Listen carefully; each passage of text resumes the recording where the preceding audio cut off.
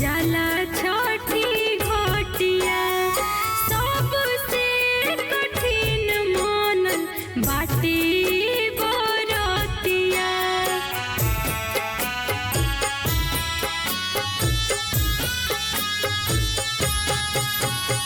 लेके दौरा माथे सब जाला छठी घटिया सबसे कठिन मानल बाटे बरतिया।